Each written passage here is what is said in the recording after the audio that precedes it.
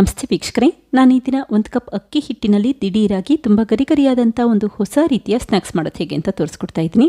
ಸಂಜೆ time tea ಅಥವಾ coffee ಜೊತೆ ತಿನ್ನಲಿಕ್ಕಂತೂ ತುಂಬಾ ರುಚಿಯಾಗಿರುತ್ತೆ. ಈ ಚಳಿಗಾಲದಲ್ಲಿ ಈ ರೀತಿ ಸ್ನ್ಯಾಕ್ಸ್ ಮಾಡಿ ನೋಡಿ, ಒಂದು ತಿಂಗಳು ಇಟ್ಟು ಕೂಡ ಸ್ಟೋರ್ ಮಾಡ್ಕೋಬಹುದು, ಅಷ್ಟೇ ಗರಿಗರಿಯಾಗಿರುತ್ತೆ. ಈಗ ನೋಡಿ ಸ್ನ್ಯಾಕ್ಸ್ ಯಾವ ರೀತಿ ಗರಿಗರಿಯಾಗಿ ಬಂದಿದೆ ಅಂತ ಗೊತ್ತಾಗ್ತಾ ಇದೆ. ಹಾಗೆ ನಿಮಗೆ ಈ ವಿಡಿಯೋ ಇಷ್ಟ ಆದರೆ ಪ್ಲೀಸ್ ವಿಡಿಯೋನ ಲೈಕ್ ಮಾಡಿ ಮತ್ತು ಚಾನಲ್ಗೆ ಸಬ್ಸ್ಕ್ರೈಬ್ ಮಾಡಿ. ಈಗ ಒಂದು ಕಪ್ ಅಕ್ಕಿ ಹಿಟ್ಟಿನಲ್ಲಿ ದಿಢೀರಾಗಿ ಸ್ನ್ಯಾಕ್ಸ್ ಮಾಡೋದು ಹೇಗೆ ಅಂತ ನೋಡ್ಕೊಳ್ಳೋಣ ಬನ್ನಿ. ಮೊದಲು ಜರಡಿ ಇಟ್ಟಿದ್ರೆ 1 ಕಪ್ಪಷ್ಟು ಅಕ್ಕಿ ಹಿಟ್ಟು ಹಾಕ್ಕೊಳ್ತಾ ಇದ್ದೀನಿ. ನೀವಿಲ್ಲಿ ಮನೆಯಲ್ಲೇ ಮಾಡಿಸಿದಂಥ ಅಕ್ಕಿ ಹಿಟ್ಟಿದ್ರೆ ಅದನ್ನೇ ಉಪಯೋಗಿಸಬಹುದು, ಅಥವಾ ಅಂಗಡಿಯಲ್ಲಿ ತರಿಸಿರುವಂಥ ಅಕ್ಕಿ ಹಿಟ್ಟಿದ್ರೆ ಅದನ್ನೇ ಕೂಡ ಉಪಯೋಗಿಸಬಹುದು. ನಂತರ ಅರ್ಧ ಕಪ್ಪಷ್ಟು ಸಣ್ಣ ರವೆ ಹಾಕಿದರೆ ಅರ್ಧ ಕಪ್ಪಷ್ಟು ಮೈದಾ ಹಿಟ್ಟು ಹಾಕ್ಕೊಳ್ತಾ ಇದ್ದೀನಿ. ಮೈದಾ ಹಿಟ್ಟನ್ನು ಕೂಡ ಜರಡಿ ಮಾಡಿಟ್ಕೊಳ್ಳಿ, ಆವಾಗ ಸಣ್ಣ ಪುಟ್ಟ ಗಂಟುಗಳಿದ್ರೆ ಅದೆಲ್ಲ ಹುಡ್ಕೊಳ್ಳುತ್ತೆ. ಹಾಗೆ ಮನೆಯಲ್ಲಿ ಅಕಸ್ಮಾತ್ ಸಣ್ಣ ರವೆ ಇಲ್ಲ ಅಂದರೆ ತೊಂದರೆ ಇಲ್ಲ, ದಪ್ಪ ರವೆನ ಮಿಕ್ಸಿಯಲ್ಲಿ ರುಬ್ಬಿ ನಂತರ ಕೂಡ ಉಪಯೋಗಿಸಬಹುದು. ಈಗ 2 ಟೀ ಸ್ಪೂನಷ್ಟು ಅಚ್ಚ ಖಾರದ ಪುಡಿ ಹಾಕ್ಕೊಳ್ತಾ ಇದ್ದೀನಿ. ನಿಮಗೆ ಖಾರ ಎಷ್ಟು ಬೇಕೋ ಅಷ್ಟು ಪ್ರಮಾಣದಲ್ಲಿ ಅಚ್ಚ ಖಾರದ ಪುಡಿ ಉಪಯೋಗಿಸ್ಕೊಳ್ಳಿ. ನಂತರ ಅರ್ಧ ಟೀ ಸ್ಪೂನಷ್ಟು ಅಜ್ವೈನ್ ಅಥವಾ ಓಂಕಾಳನ್ನ ಅಂಗೈಯಲ್ಲಿ ಉಜ್ಜಿ ಹಾಕ್ಕೊಳ್ತಾ ಇದ್ದೀನಿ, ಆವಾಗ ಫ್ಲೇವರ್ ತುಂಬಾ ಚೆನ್ನಾಗಿರುತ್ತೆ. ಈಗ ರುಚಿಗೆ ತಕ್ಕಷ್ಟು ಉಪ್ಪಾಕಿ ಒಂದ್ಸರಿ ನೀಟಾಗಿ ಮಿಕ್ಸ್ ಮಾಡಿಟ್ಕೊಳ್ಳಿ. ಅಚ್ಚ ಖಾರದ ಪುಡಿ, ಅಕ್ಕಿ ಹಿಟ್ಟು ಮತ್ತು ರವೆ ಮಿಶ್ರಣದಲ್ಲಿ ಎಲ್ಲ ಕಡೆ ಬೆರಿಬೇಕು, ಆ ರೀತಿ ನೀಟಾಗಿ ಮಿಕ್ಸ್ ಮಾಡಿಟ್ಕೊಳ್ಳಿ. ನಂತರ ಈ ಮಿಶ್ರಣಕ್ಕೆ ನಾನಿಲ್ಲಿ 2 ಟೇಬಲ್ ಸ್ಪೂನಷ್ಟು ಸಣ್ಣದಾಗಿ ಹೆಚ್ಚಿರುವಂಥ ಕರಿಬೇವಿನ ಸೊಪ್ಪು ಹಾಕ್ಕೊಳ್ತಾ ಇದ್ದೀನಿ. ಕರಿಬೇವಿನ ಸೊಪ್ಪು ಹಾಕೋದ್ರಿಂದ ತುಂಬಾ ರುಚಿಯಾಗಿರುತ್ತೆ ಮತ್ತು ಫ್ಲೇವರ್ ತುಂಬ ಚೆನ್ನಾಗಿ ಬರ್ತಾ ಇರುತ್ತೆ. ಹಾಗೆ 3 ಟೇಬಲ್ ಸ್ಪೂನಷ್ಟು ತುಂಬ ಬಿಸಿ ಇರುವಂಥ ಎಣ್ಣೆ ಹಾಕ್ಕೊಳ್ತಾ ಇದ್ದೀನಿ. ಎಣ್ಣೆನ ಈ ರೀತಿ ಕರಿಬೇವಿನ ಸೊಪ್ಪಿನ ಮೇಲ್ಭಾಗಕ್ಕೆ ಹಾಕ್ಕೊಳ್ಳಿ, ಆವಾಗ ಫ್ಲೇವರ್ ತುಂಬ ಚೆನ್ನಾಗಿ ಬರುತ್ತೆ. ಈಗ ನಿಧಾನಕ್ಕೆ ಮಿಕ್ಸ್ ಮಾಡ್ಕೊಳ್ತಾ ಇದ್ದೀನಿ. ಈ ರೀತಿ ಕೈಯಲ್ಲಿ ಬಿಗಿಯಾಗಿ ಮಿಕ್ಸ್ ಮಾಡಿಟ್ಕೊಳ್ಳಿ. ಈ ಬಿಸಿ ಮಾಡಿರುವಂಥ ಎಣ್ಣೆ ಅಕ್ಕಿ ಹಿಟ್ಟಿನಲ್ಲಿ ಎಲ್ಲ ಕಡೆ ಬೆರಿಬೇಕು, ಆ ರೀತಿ ಮಿಕ್ಸ್ ಮಾಡಿಟ್ಕೊಳ್ಳಿ. ನೋಡಿ, ಎಣ್ಣೆ ಮಿಕ್ಸ್ ಮಾಡಿದ ನಂತರ ಈ ರೀತಿ ಬಣ್ಣ ಬದಲಾಗುತ್ತೆ. ಹಾಗೆ ಈ ಅಕ್ಕಿ ಹಿಟ್ಟಿನ ಮಿಶ್ರಣನ ಕೈಯಲ್ಲಿ ಮುಷ್ಟಿ ಹಿಡಿದ್ರೆ ಉಂಡೆ ಕಟ್ಟಲಿಕ್ಕಾಗಬೇಕು, ಅಷ್ಟು ಪ್ರಮಾಣದಲ್ಲಿ ಎಣ್ಣೆ ಉಪಯೋಗಿಸಿದ್ರೆ ಸಾಕು. ಅಕಸ್ಮಾತ್ ಈ ರೀತಿ ಉಂಡೆ ಕಟ್ಟಲಿಕ್ಕಾಗ್ತಿಲ್ಲ ಅನಿಸಿದ್ರೆ ಮತ್ತೆ ಒಂದು ಅರ್ಧ ಟೇಬಲ್ ಸ್ಪೂನಷ್ಟು ಬಿಸಿ ಮಾಡಿರುವಂಥ ಎಣ್ಣೆ ಹಾಕೊಳ್ಳಿ ಅಷ್ಟೇ. ಈಗ ಸ್ವಲ್ಪ ಸ್ವಲ್ಪನೇ ತಣ್ಣೀರನ್ನು ಹಾಕಿ ಹಿಟ್ಟನ್ನು ಕಲಸಿಟ್ಕೊಳ್ತಾ ಇದ್ದೀನಿ. ನೀರು ಹಾಕಬೇಕಾದ್ರೆ ಒಟ್ಟಿಗೆ ಹಾಕ್ಲಿಕ್ಕೆ ಹೋಗಬೇಡಿ ಮತ್ತು ತೆಳು ಮಾಡಲಿಕ್ಕೆ ಹೋಗಬೇಡಿ. ಈ ರೀತಿ ನಿಧಾನಕ್ಕೆ ಸ್ವಲ್ಪ ಸ್ವಲ್ಪನೇ ನೀರನ್ನು ಹಾಕಿ ಹಿಟ್ಟನ್ನು ಕಲಸಿಟ್ಕೊಳ್ಳಿ. ಚಪಾತಿ ಮಾಡಬೇಕಾದ್ರೆ ಯಾವ ರೀತಿ ಹಿಟ್ಟನ್ನು ಕಲಸಿಟ್ಕೊಳ್ತೀರಾ ಅದಕ್ಕಿಂತ ಸ್ವಲ್ಪ ಗಟ್ಟಿಯಾಗಿ ಕಲಸಿಟ್ಕೊಂಡ್ರೆ ಸಾಕು. ಈಗ 1 ನಿಮಿಷ ಕೈಯಲ್ಲಿ ಹಿಟ್ಟನ್ನು ಚೆನ್ನಾಗಿ ನಾದಿಟ್ಕೊಳ್ತಾ ಇದ್ದೀನಿ. ಹಿಟ್ಟು ಸಾಫ್ಟ್ ಆಗಬೇಕು, ಅಲ್ಲಿವರೆಗೂ ನಾದಿಟ್ಕೊಳ್ಳಿ.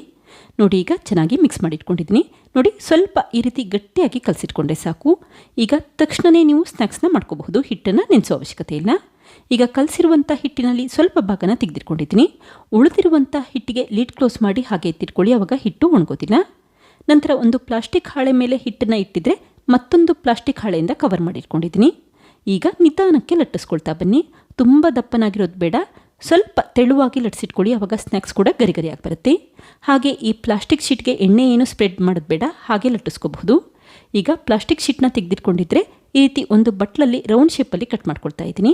ನಿಮಗೆ ಯಾವ ರೀತಿ ಬೇಕೋ ಆ ರೀತಿ ಕಟ್ ಮಾಡ್ಕೋಬಹುದು. ನಾನಿಲ್ಲಿ ರೌಂಡ್ ಶೇಪಲ್ಲಿ ಕಟ್ ಮಾಡಿಟ್ಕೊಂಡಿದ್ದೀನಿ. ಉಳಿದಿರುವಂಥ ಹಿಟ್ಟನ್ನು ತೆಗೆದಿಟ್ಕೊಳ್ಳಿ. ಹಾಗೆ ಈ ಉಳಿದಿರುವಂಥ ಹಿಟ್ಟಿನಲ್ಲಿ ಮತ್ತೆ ಇದೇ ರೀತಿ ಸ್ನ್ಯಾಕ್ಸ್ ಮಾಡ್ಕೋಬಹುದು.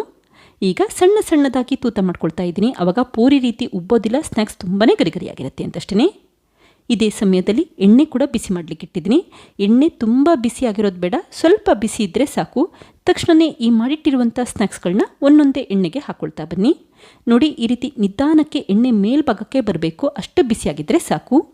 ಈಗ ಉರಿನ ಮೀಡಿಯಂ ಫ್ಲೇಮಲ್ಲಿ ಇಟ್ಕೊಂಡು ಫ್ರೈ ಮಾಡ್ಕೊಳ್ತಾ ಇದ್ದೀನಿ. ಈಗ ಒಂದು ಅರ್ಧ ನಿಮಿಷ ಆದ ನಂತರ ನಿಧಾನಕ್ಕೆ ಇನ್ನೊಂದು ಸೈಡ್ ಟರ್ನ್ ಮಾಡ್ಕೊಳ್ತಾ ಬನ್ನಿ. ಯಾವಾಗ ಈ ರೀತಿ ಸ್ನ್ಯಾಕ್ಸ್ ಒಂದೊಳ್ಳೆ ಬಣ್ಣ ಬಂದಿರುತ್ತೆ ಮತ್ತು ಗರಿಗರಿಯಾಗಿರುತ್ತೆ, ಆವಾಗ ಚೆನ್ನಾಗಿ ಫ್ರೈ ಆಗಿದೆ ಅಂತ ಅರ್ಥ. ತಕ್ಷಣವೇ ಹೊರಗಡೆ ಎತ್ತಿಟ್ಕೊಳ್ಳಿ. ಇದೇ ರೀತಿ ಮತ್ತೊಮ್ಮೆ ಸ್ನ್ಯಾಕ್ಸ್ ಮಾಡೋದು ಹೇಗೆ ಅಂತ ತೋರಿಸ್ಕೊಡ್ತಾ ಇದ್ದೀನಿ. ಈ ಸಮಯದಲ್ಲಿ ನಾನು ಲಟ್ಟಿಸ್ಕೊಳ್ತಾ ಇಲ್ಲ, ಬದಲಾಗಿ ತಟ್ಟೆಯಲ್ಲಿ ಪ್ರೆಸ್ ಮಾಡ್ಕೊಡ್ತಾ ಇದ್ದೀನಿ. ನೋಡಿ, ಪ್ಲಾಸ್ಟಿಕ್ ಶೀಟಿಂದ ನೀಟಾಗಿ ಕವರ್ ಮಾಡಿಕೊಂಡು ನಂತರ ತಟ್ಟೆಯಲ್ಲಿ ಪ್ರೆಸ್ ಮಾಡಿಟ್ಕೊಳ್ಳಿ. ತುಂಬ ದಪ್ಪನಾಗಿರೋದು ಬೇಡ, ಸ್ವಲ್ಪ ತೆಳುವಾಗೆ ಪ್ರೆಸ್ ಮಾಡಿಟ್ಕೊಳ್ಳಿ, ಆವಾಗ ಸ್ನ್ಯಾಕ್ಸ್ ಕೂಡ ಗರಿಗರಿಯಾಗಿರುತ್ತೆ. ಆದಷ್ಟು ಬಿಗಿಯಾಗಿ ಪ್ರೆಸ್ ಮಾಡಿಟ್ಕೊಳ್ಳಿ ಅಷ್ಟೇ. ಈಗ ನಿಧಾನಕ್ಕೆ ಪ್ಲಾಸ್ಟಿಕ್ ಶೀಟ್ನ ತೆಗೆದಿಟ್ಕೊಳ್ತಾ ಇದ್ದೀನಿ. ಹಾಗೆ ಈ ರೀತಿ ಸಣ್ಣ ಸಣ್ಣ ತೂತಗಳನ್ನಾಗಿ ಮಾಡಿಟ್ಕೊಳ್ತಾ ಇದ್ದೀನಿ. ಈ ರೀತಿ ಫೋರ್ಕ್ ಇಲ್ಲ ಅಂತಂದರೆ ತೊಂದರೆ ಇಲ್ಲ, ನೀವು ಸಣ್ಣ ಕಡ್ಡಿನ ಉಪಯೋಗಿಸಬಹುದು. ಆದಷ್ಟು ಎಲ್ಲ ಕಡೆ ತೂತನ ಮಾಡಿಟ್ಕೊಳ್ಳಿ.